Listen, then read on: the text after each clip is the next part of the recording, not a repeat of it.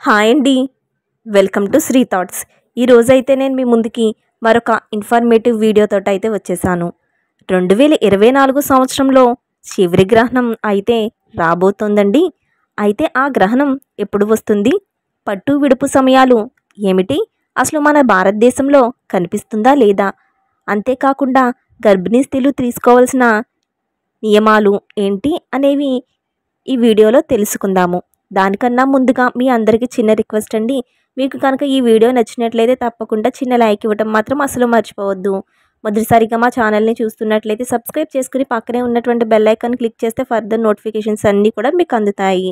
ఈ సంవత్సరంలో వచ్చే చివరి గ్రహణం ఇదేనండి. సరిగ్గా దేవీ నవరాత్రులకు ముందు రోజు అమావాస్య వస్తుందండి. ఆ అమావాస్య రోజునే కంకణాకారి సూర్యగ్రహణం ఏర్పడుతుంది.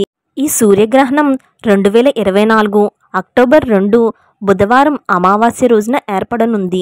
ఇక గ్రహణం సమయం పట్టు విడుపు సమయానికి వస్తే గ్రహణం పట్టు సమయం రాత్రి 11 గంటల 13 నిమిషాల నుంచి విడుపు సమయం తెల్లవారుజామున 3 గంటల 17 నిమిషాల వరకు ఉంటుంది. అయితే గ్రహణం యొక్క కాల వ్యవధి 6 గంటల 4 నిమిషాల వరకు ఈ గ్రహణం ఉండబోతోంది. గ్రహణం సంభవించేటటువంటి ప్రాంతాలేవో ఇప్పుడు మనం చూద్దాము.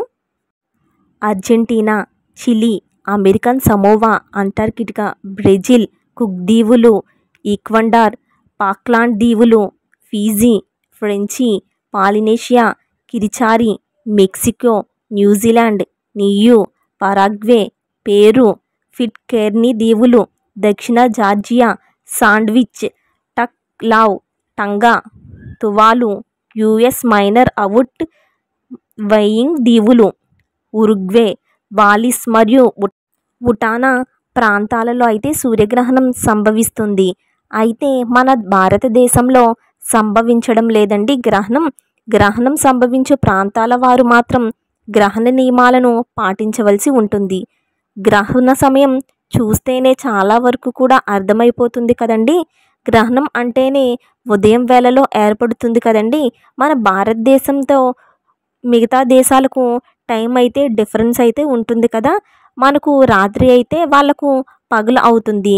వారి ప్రాంతంలో సూర్యుడు ఉంటాడు కాబట్టి అక్కడ ఈ సూర్యగ్రహణం అయితే ఏర్పడనుంది. మన భారతదేశంలో ఎక్కడ ఈ సూర్యగ్రహణం కనిపించదండి. కాబట్టి ఆ గ్రహణానికి సంబంధించిన ఏ నియమాలను పాటించవలసిన అవసరము ఏమాత్రము లేదు.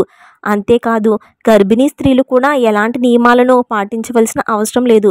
మనకు కనిపించే గ్రహణానికి మాత్రమే నియమాలను పాటించవలసి ఉంటుంది. కనిపించినటువంటి గ్రహణానికి నియమాలను ఏమీ పాటించనక్కర్లేదు. అంతేకాదండి ఆహార నియమాలను ఏవి కూడా పాటించవలసిన అవసరం ఏమాత్రమూ లేదు. ఈ సూర్యగ్రహణం మన భారతదేశంలో కనిపించడం లేదు కనుక ఎటువంటి నియమాలను పాటించడం కానీ కంగారు పడి భయపడవలసిన అవసరం ఏమాత్రమూ లేదండి. ఇదండి ఈ రోజు వీడియో. అయితే మీకు ఈ వీడియో నచ్చినట్లయితే తప్పకుండా చిన్న లైక్ ఇచ్చి మాకు సపోర్ట్ చేయండి. మీరు సపోర్ట్ చేస్తే కనుక మరికొన్ని మంచి వీడియోస్ చేయడానికి మాకు బూస్టప్ అనిపిస్తుంది. Thank you for watching.